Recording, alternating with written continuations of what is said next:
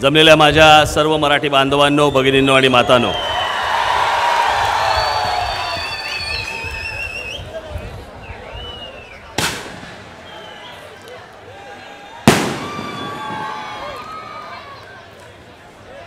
आत्ता माझगावला गेलो, तिथेही अशीच गर्दी. काय रे,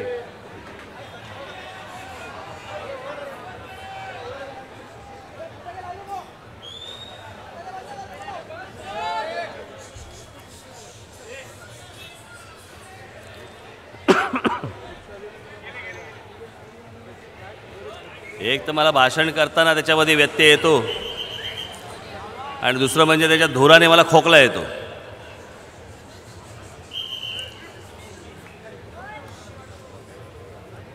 बाळा, हे बाळा,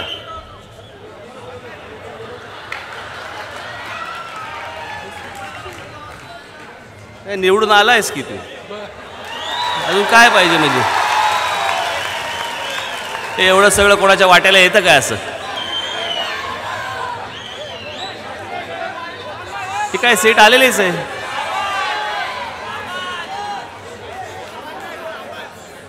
मी काय नाही करू शकत. मी काय करू आवाजाचं?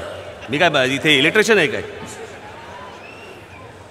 कोण आहे आवाजाचं? कोण बघतंय इथे?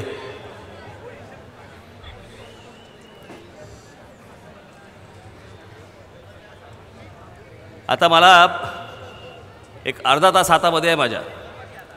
काय होतं, दिवसाला 3-3 सभा संध्याकाळच्या अशक्य होऊन बसतो. प्रत्येक ठिकाणी सगळा विषय मांडायचा शक्य होत नाही.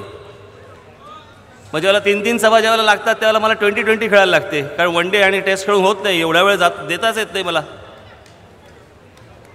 पण तरीही तुम्ही ज्या संख्येने इकडे सगळेजण हजर आहात, आज या महाराष्ट्राच्या विधानसभेच्या निवडणुका उद्या सायंकाळी 5 वाजता हा सगळा प्रचार थांबणार. सगळ्या जी काय बोंबाबोंब चालू आहे ती उद्या संध्याकाळी 5 वाजता बंद, चिडीचाप. पण मी जो आज महाराष्ट्रामध्ये फिरतोय, प्रत्येक ठिकाणी प्रत्येक सभांना ज्या प्रकारचा प्रतिसाद आणि ज्या प्रकारची हजारो लोक नुसती त्या सगळ्या सभांना येत आहेत, यावेळेला महाराष्ट्रात तुम्हाला निश्चित वेगळं चित्र दिसणार. या सगळ्या चारी पक्षांना सगळ्यांना कंटाळलेले आहेत. म्हणजे राष्ट्रवादी काँग्रेस आणि काँग्रेस हे तर नालायकच, पण हे विरोधी पक्ष देखील करंटे निघाले. हेही चिखलफेक यांचा चालू आहे एकमेकांवरती. निवडणुकीच्या तोंडावरती युत्या आणि आघाड्या तोडतायत. कोणाचा विश्वासच नाही. आणि जे समोर येत आहेत भारतीय जनता पक्ष, या भारतीय जनता पक्षाला उमेदवार नाही सापडले.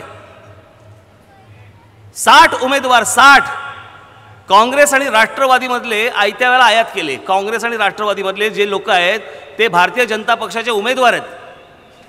म्हणजे भारतीय जनता पक्षाच्या लोकांनी ज्यांच्यावरती भ्रष्टाचाराचे आरोप केले होते ते लोक आज भारतीय जनता पक्षाचे उमेदवार.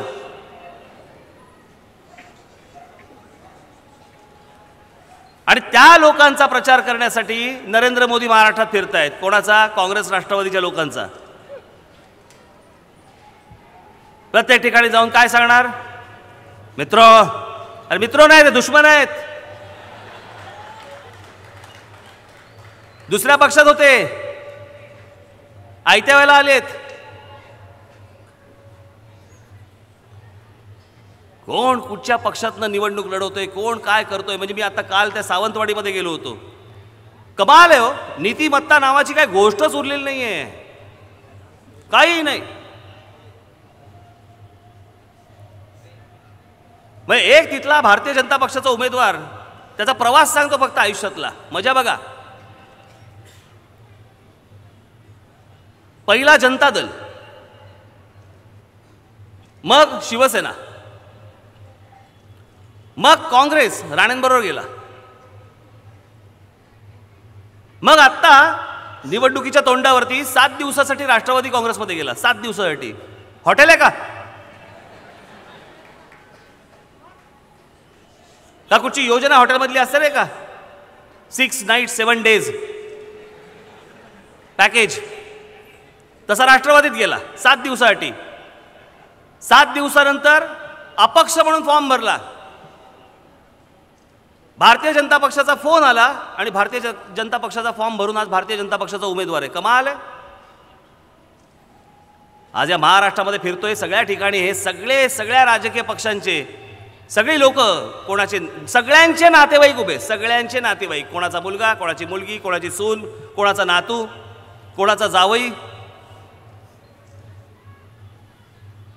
आणि दुसरीकडे सगळेजण निवडणुका लढवण्यासाठी म्हणून तडफडतायत, फडफडतायत. निवडणुका लढवली नाही, निवडणूक लढवली नाही, घर कसं चालवायचं, पैसे कुठून आणायचे, याच्यामध्ये, या विवंचनेमध्ये हे सगळेजण, या सगळ्या गोष्टी हे करणार इथे. आणि त्याच्या विरुद्ध आमचा बाळा काय येऊन मला सांगितलं, मला बोलला साहेब मी यावेळेला नाही निवडणूक लढवत. सगळी प्रचाराचं ओझं तुमच्या अंगावरती, एकट्याच्या अंगावरती पडतं. आपण दुसऱ्याला उभं करू तिकडे. मी तुमच्याबरोबर प्रचाराला महाराष्ट्रभर, एका बाजूने मी जातो, एका बाजूने तुम्ही जा, आपण महाराष्ट्रात पक्षाचा प्रचार करू, म्हणून मी निवडणूक लढवत नाही. हे सांगणारा आमचा बाळा कुठे आणि निवडणुकीसाठी तडफडणारे बाकीचे लोक कुठे?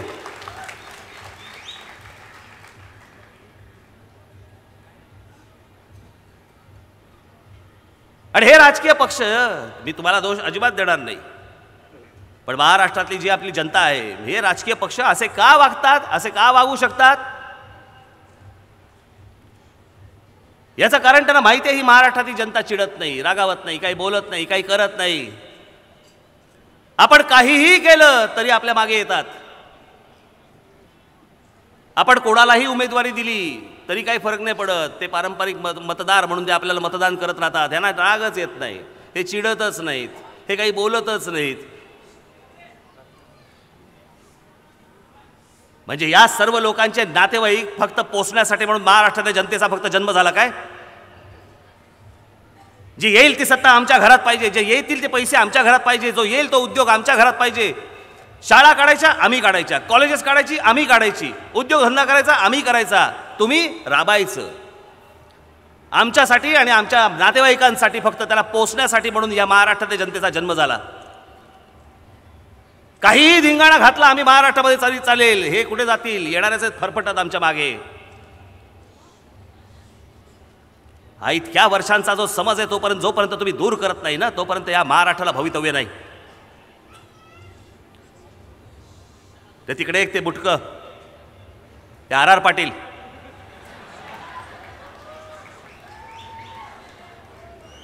हे असली माणसं. हे आपला सांगलीचा आपला सुधाकर खाडे म्हणून आपला जो आहे, त्याच्यावरती 4 का 3 वर्षापूर्वी बलात्काराची केस टाकली. बलात्काराची खोटी केस. पोलिसांना केस बनवायला सांगितली. पोलीस तरी बिचारे काय करणार, या गृहमंत्र्यांनी सांगितलं. केस कोर्टात गेली आणि कोर्टात गेल्यानंतर तिकडच्या जजने पोलिसांवरती ताशेरे मारले की असलं काही बलात्कार वगैरे प्रकरण नाहीये, तुम्ही खोट्या केसेस टाकतात एखाद्या माणसावरती. त्याच्यानंतर हे प्रकरण हायकोर्टात गेलं. मुंबईच्या हायकोर्टाच्या जजने पण सांगितलं, पोलिसांवरती परत ताशेरे टाकले की खाली जे जजमेंट झालेले ते बरोबर आहे, तुम्ही खोट्या केसेस बलात्काराच्या टाकलेल्या आहेत. त्याच्यात तो निर्दोष सुटला. आता या निवडणुकीला आपण त्याला, तो स्वतःहून मला सांगितलं तरी, तो आर पाटलांच्या विरोधात उभा राहिला. या आर पाटलांच्या विरोधात उभा राहिल्यानंतर या आर पाटलांनी काय केलं, कोणीतरी माणसं पाठवली या सुधाकर खाडेकडे आपल्या आणि सांगितलं पैसे पाठवायचे, किती पैसे पाठवायचे सांगा, उमेदवारी मागे घ्या. त्याच्या मागे लागलेले. तो सुधाकर बोलला मी उमेदवारी मागे घेणार नाही आणि आर पाटलांना सांगा मला पैसे पाठवायच्या भानगडीत पडू नका. त्याच्यानंतर परत त्या सुधाकर खाडेवरती कोणतरी एक महिला उभी केली आणि परत बलात्काराची केस टाकली. आत्ता त्याच्यावरती बलात्काराची केस टाकली म्हणून तिथे प्रचाराला कोण नाही, म्हणून त्या सुधाकर खाडेची पत्नी ती प्रचार करत होती. ती प्रचार करते म्हटल्यानंतर त्याच्या पत्नीवरती ॲट्रॉसिटीची केस टाकली. दोन्ही केसेस काय आहेत माहिती आहे? ही ॲट्रॉसिटीची केस आणि बलात्काराची केस, म्हणजे ज्याच्यामध्ये तुम्हाला जामीन नाही, सरळ अटक. हे असले धंदे करता तुम्ही? यांच्या हातामध्ये इतकी वर्ष सत्ता दिली, हे गृहमंत्री पदाचा असला फाजील तुम्ही उपयोग करून घेताय. तुमच्या विरोधात ह्यांच्या कोणी उभं राहायचं नाही. यांच्या विरोधात जो उभा राहील त्याच्यावरती बलात्काराच्या केसेस, त्याच्यावरती ॲट्रॉसिटी ॲक्ट्स. आणि काल हा माणूस निर्लज्जपणे काय म्हणतो, म्हणे त्याच्याकडे म्हणे महाराष्ट्र नवनिर्माण सेनेची म्हणे मुलं गेली, बोलली की आम्हाला तिकडे राहायचं नाही, आम्हाला तुमच्याबरोबर काम करायचंय. का? खोटं सगळं. म्हणे तिकडे जो उमेदवार आहे त्याच्यावरती बलात्काराची केस आहे म्हणे. मग मी त्यांना म्हटलं, अरे अरे अरे अरे, त्याला सांगायचं ना की निवडून यायचं आणि मग बलात्कार करायचा. हे गृहमंत्री, महाराष्ट्र राज्याचा गृहमंत्री, लाज नाही वाटत?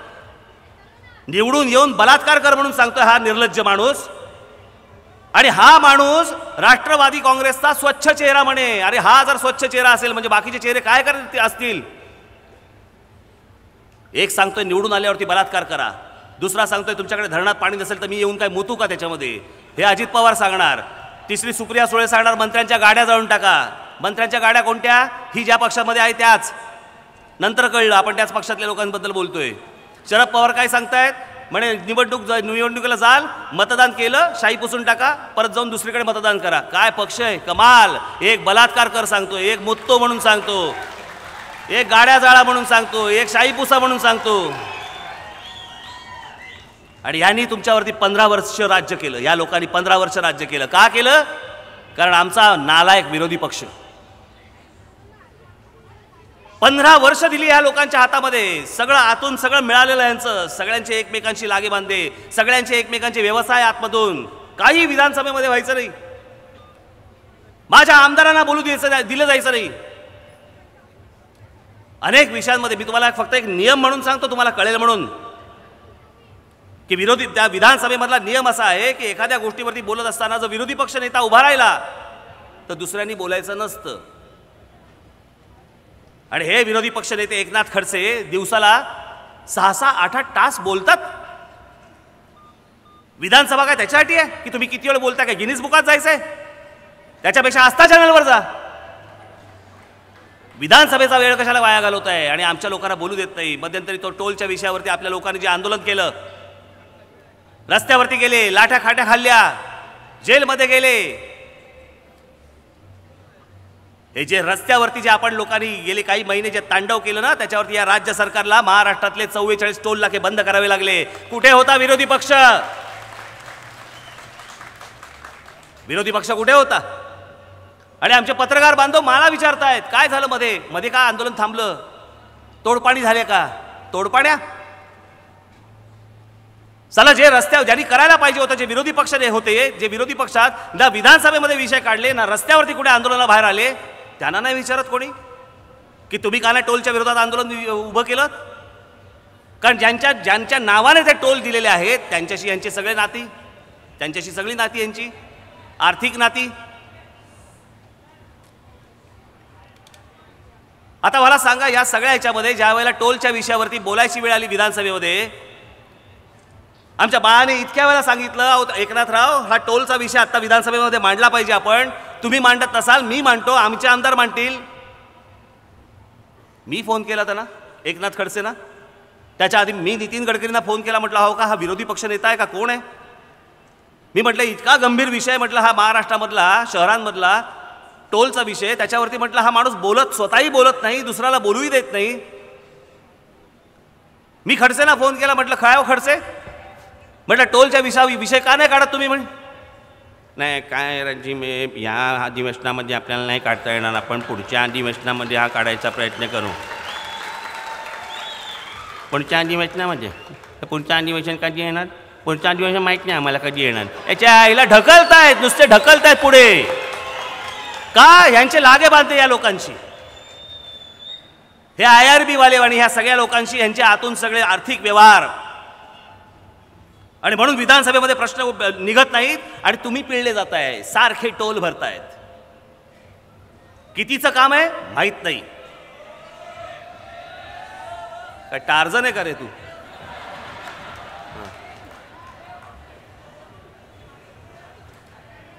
राहून दे बसू दे आता. चल ठीक आहे, अजून वर जाऊ नको. आयुष्यात प्रकाश पडेल नाही तर तुझ्या.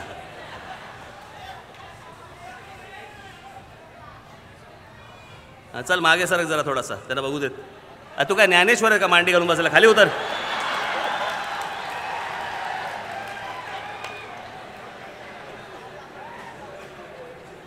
काय तरी आपलं मध्ये चढतायत खांबावर.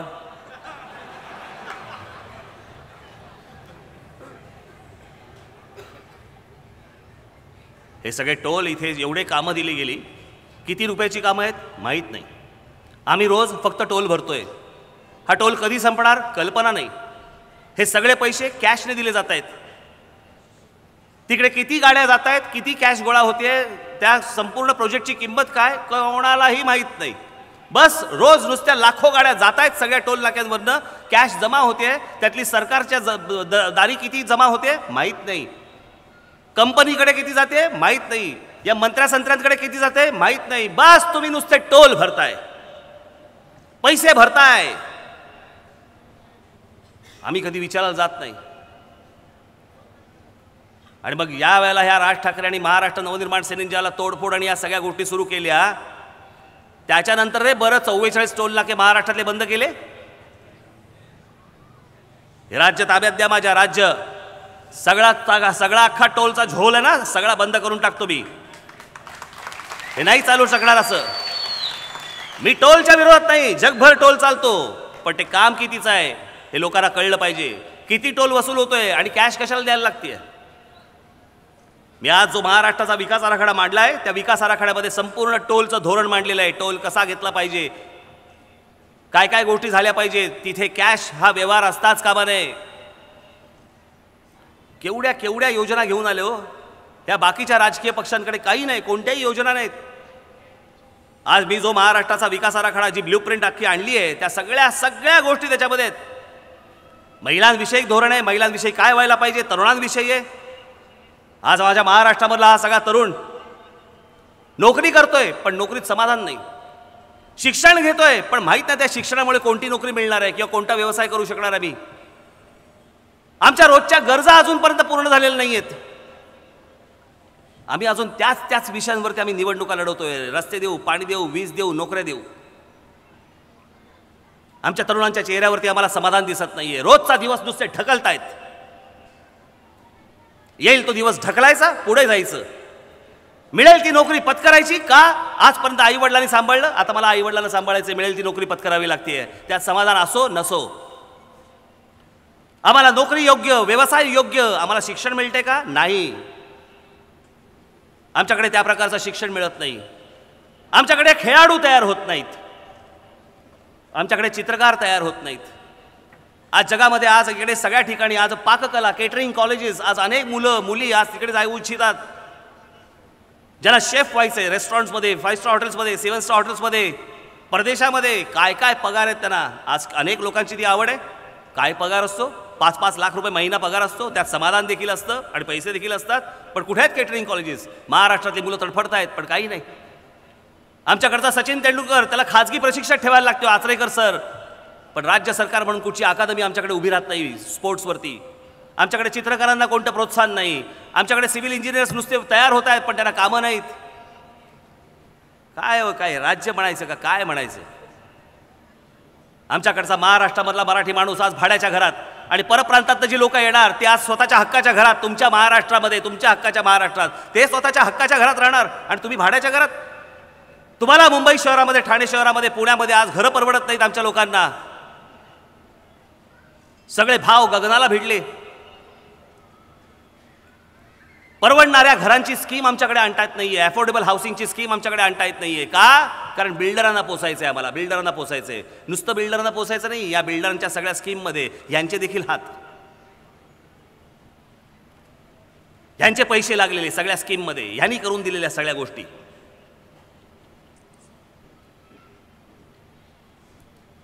काही नवीन स्वप्न पावीत असे आम्हाला वाटत नाही. आज ज्यावेळेला परदेशामधला तरुण किंवा परदेशामधली तरुणी ज्यावेळेला आम्ही पाहतो, त्यांच्या रोजच्या सगळ्या गरजा भागलेल्या आहेत आणि ते नवीन स्वप्न पाहत आहेत, नवीन पुढे जाणारे स्वप्न पाहत आहेत. ते आमच्याकडे काय अजून तेच. आमच्याकडे नवीन स्वप्न पडत नाहीत आमच्या तरुणांना. पुढे काय करायचंय माहीत नाही, समाधान मिळतंय असं काय काम करावं कळत नाहीये. गांगरलेला, कन्फ्युज्ड असा आमचा तरुण, अशा आमच्या तरुणी. मुंबईसह संयुक्त महाराष्ट्राहून आज 54 वर्ष झाली. आमच्याकडचा प्रश्न काय निर्माण होतात आमच्याकडे. परवा दिवशी मला त्या 3-4 महिला भेटल्या मला एका कार्यक्रमामध्ये. काय right to pee. Right to pee म्हणजे महिलांना सार्वजनिक ठिकाणी बाथरूमला जाण्याच्या व्यवस्थेवरती चळवळ उभी राहते. मुंबईसह संयुक्त महाराष्ट्र होऊन अजूनपर्यंत आम्ही महाराष्ट्रातल्या महिलांसाठी सार्वजनिक ठिकाणी बाथरूम नाही उभी करू शकलो. अहो अजून काय करायचं मला जरा सांगा.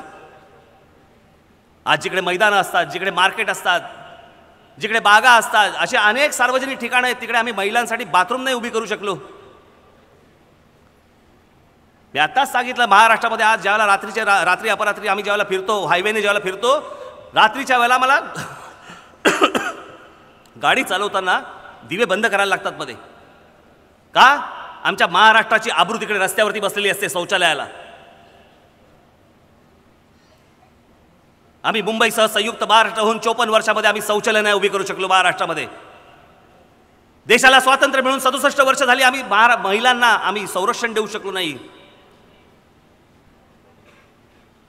बस नुसते आम्ही दिवस ढकलतोय, पुढे नेतोय, बाकी काही नाही.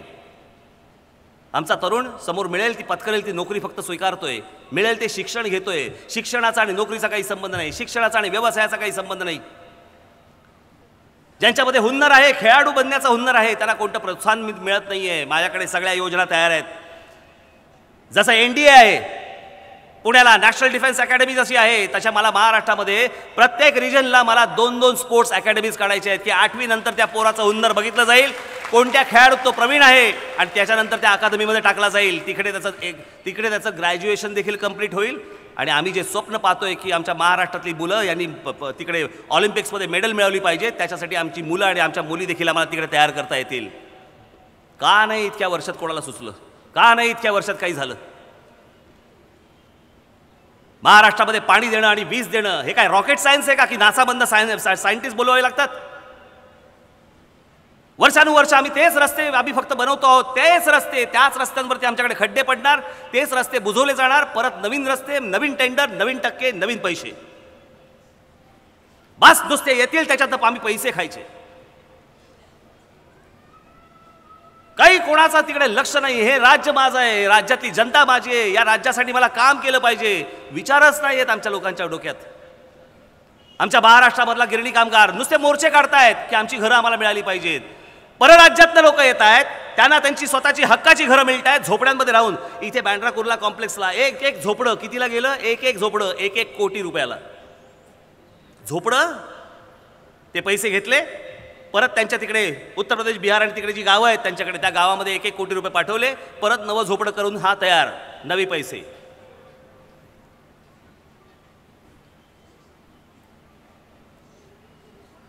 आज परवडणाऱ्या घरांची आज योजना माझ्याकडे तयार आहे की तुम्हाला ह्या सगळ्या गोष्टी परवडल्या पाहिजेत, घरं परवडली पाहिजेत. आणि परवडणाऱ्या या घरांसाठी म्हणून जी योजना तयार आहे त्या योजनेमध्ये आज जवळपास या महाराष्ट्रामधले जेवढे सिव्हिल इंजिनियर तरुण आहेत, या तरुणांना ती कामं दिली जातील की ती घरं बांधायचं काम त्यांचं असेल, इतर बिल्डरांचं नाही, कंत्राटदारांचं नाही. माझ्या मराठी मुलांना, इथल्या सिव्हिल इंजिनियर्सना ती कामं मिळाली पाहिजे, त्यांच्या खिशामध्ये पैसे आले पाहिजे, त्यांची घरं उभी राहिली पाहिजेत. आज इथे जे माझे सगळे तरुण आलेले आहेत ना, मला फक्त तुम्हाला सांगायचं, इथून ज्यावेळेला निघाल उठाल त्यावेळेला घरी जा आणि यूट्यूबवरती मी एक फिल्म केलेली आहे, एक डॉक्युमेंटरी फिल्म केली आहे, 16 मिनिटाची फिल्म आहे, आपण जरूर बघा. त्याच्यावर तुम्हाला राज ठाकरे महाराष्ट्राचा काय विचार करतोय ते तुम्हाला कळेल. जा तुम्ही त्या सगळ्या वेबसाईटवरती जा ज्याच्यावरती ही ब्ल्यूप्रिंट केलेली आहे. ती ब्ल्यूप्रिंट एकदा आपण नजरेखालनं घाला, तुम्हाला कळेल. जवळपास 3-3.5 लाख शब्दांची ती ब्ल्यूप्रिंट आहे. त्याचं पुस्तक नाही संक्षिप्त स्वरूपातलं पुस्तक आहे, ते मिळेल तुम्हाला, वाचायला मिळेल. पण ती फिल्म जरूर बघा. राज ठाकरेज ॲस्थेटिक सेन्स नावाची ती फिल्म आहे, ती जरूर बघा. त्याच्यावर मी काय महाराष्ट्राचा विचार करतोय तो आपल्याला लक्षात येईल. आणि म्हणून मला फार मला वेळ नाही आहे, हे आचारसंहितेचं लफडं असतं. आपण सगळेजण इकडे आलायत. मला फक्त आपल्याला एवढंच सांगायचं आहे की इतकी वर्ष इतक्या सगळ्या राजकीय पक्षांना संधी दिली तुम्ही, सगळ्यांकडे बहुमत दिलं, सगळ्यांच्या हातात महाराष्ट्र सोपवला. एकदा या राज ठाकरेच्या हातामध्ये हा अख्खा महाराष्ट्र सोपवा. मी जे जगात पाहिले ते मी या महाराष्ट्रामध्ये आणू इच्छितो. ते स्वप्न माझं आहे. अख्ख्या जगाला हेवा वाटावा असा महाराष्ट्र माझ्या हातून घडावा, हेच माझं फक्त स्वप्न आहे. ते स्वप्न आपण सगळ्यांनी साकार करावं आणि त्याला आपण साथ द्यावी, दाद द्यावी, एवढी फक्त एक विनंती करतो आपल्याला. येत्या 15 तारखेला आपण महाराष्ट्र नवनिर्माण सेनेचे बाळा आहेच आणि इतर सर्व उमेदवार महाराष्ट्रामधले या सर्वांना रेल्वे इंजिन या निशाणीवरती आपण बटन दाबून सगळ्यांना प्रचंड बहुमताने विजयी करावा असं एक आवाहन करतो आणि आपणा सर्वांची मी रजा घेतो. जय हिंद, जय महाराष्ट्र.